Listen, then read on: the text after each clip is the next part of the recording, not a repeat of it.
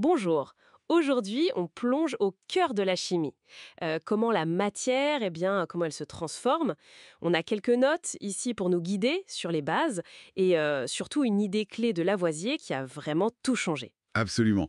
L'objectif, c'est de comprendre comment les substances, elles interagissent, elles se réorganisent, mais pas n'importe comment, hein. Elles suivent des règles très précises. Oui, L'exemple qu'on a, la réaction entre la craie et l'acide chlorhydrique, il est parfait pour ça. On voit bien l'effervescence, il y a quelque chose qui se passe, c'est visible, mais qu'est-ce qui se passe vraiment au niveau invisible, au niveau des atomes? Ah, et c'est là qu'intervient cette fameuse phrase de Lavoisier. Rien ne se perd, rien ne se crée, tout se transforme.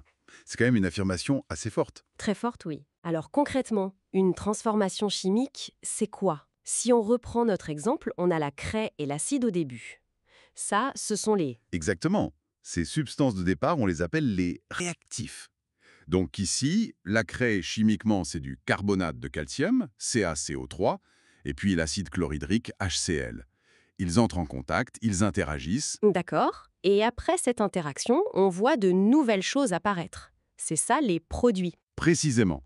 Dans notre cas, la réaction, elle produit du dioxyde de carbone, le CO2, ça c'est le gaz qui fait les bulles, hein, du chlorure de calcium, CaCl2, qui lui reste dissous dans l'eau, et de l'eau aussi, H2O. D'accord. Et ce qui est fascinant là-dedans, c'est que tous les atomes qui étaient au départ dans la craie et dans l'acide, eh bien, on les retrouve tous, mais réarrangés différemment dans ces nouvelles substances. Ah. Aucun atome n'a disparu et aucun nouvel atome n'est apparu de nulle part.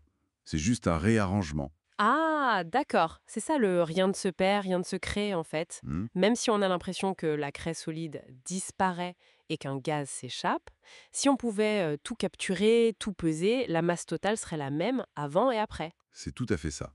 C'est ce qu'on appelle la loi de conservation de la matière. C'est une conséquence directe, logique, du principe de Lavoisier. La masse totale des réactifs qui ont réagi est rigoureusement égale à la masse totale des produits qui se sont formés. D'accord. Et c'est vraiment ce passage à la mesure quantitative, l'utilisation de la balance, qui était révolutionnaire à l'époque de Lavoisier.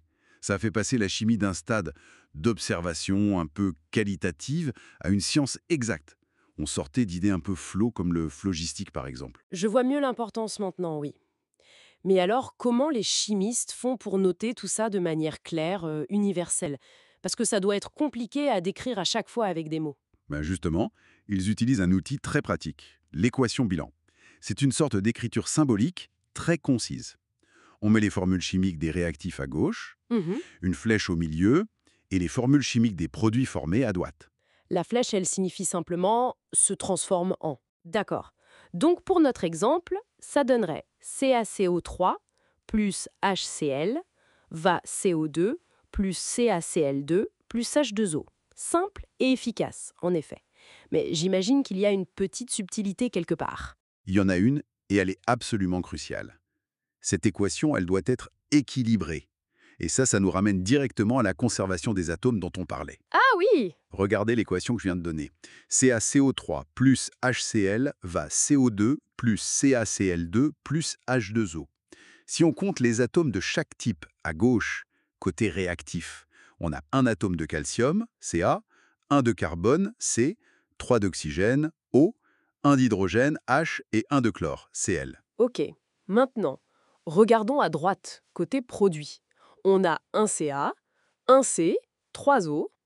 Ah, mais on a deux atomes de chlore dans CaCl2 et deux atomes d'hydrogène dans H2O. Vous voyez, ça ne colle pas. Ah oui, effectivement, il manque un hydrogène et un chlore à gauche, ou plutôt, il y en a trop à droite si on veut. Comment on règle ça? On peut pas juste changer les formules, j'imagine. Mettre H2Cl ou quelque chose comme ça. Ah non, surtout pas. Ça, c'est interdit.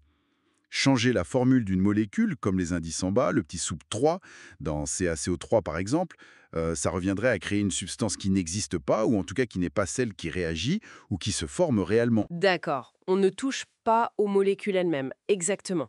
La règle est stricte, on ne touche pas aux indices dans les formules. Pour équilibrer, ce qu'on fait, c'est qu'on ajuste le nombre de molécules entières qui participent à la réaction.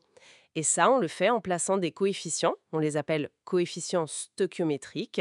Ce sont des nombres entiers qu'on met devant les formules chimiques. Devant. Devant. Oui. Et ici, dans notre exemple, pour avoir 2 H et 2 Cl aussi à gauche, il suffit de mettre un coefficient 2 devant HCl. L'équation devient CaCO3 plus 2HCl transformé en CO2 plus CHCl2 plus H2O. Ah, ok. Voyons voir. Donc, à gauche, on a un Ca, un C, 3 O, et maintenant 2 fois un H, donc 2 H, et 2 fois un Cl, donc 2 Cl. C'est ça.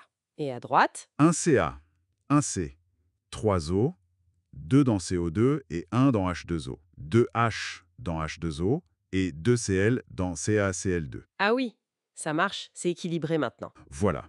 L'équation correcte, équilibrée, c'est CaCO3 plus 2HCl transformé en CO2 plus CHCl2 plus H2O. Donc en fait, équilibrer l'équation, c'est un peu comme faire les comptes pour s'assurer mathématiquement que chaque type d'atome est présent en même quantité avant et après, que la loi de Lavoisier est respectée au niveau atomique, quoi. C'est exactement ça.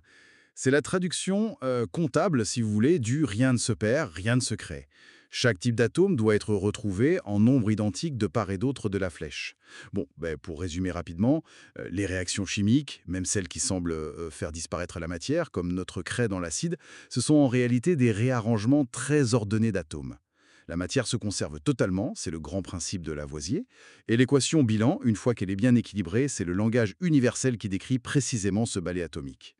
Tout à fait. Et la pensée qu'on pourrait peut-être garder en tête, c'est que cette nécessité d'équilibrer, de vraiment traquer chaque atome, ça révèle une sorte d'ordre fondamental caché sous le chaos apparent des transformations chimiques. C'est cette comptabilité hyper rigoureuse au niveau microscopique qui, au final, garantit la stabilité et la prévisibilité du monde matériel à notre échelle, à l'échelle macroscopique. Chaque atome compte, littéralement.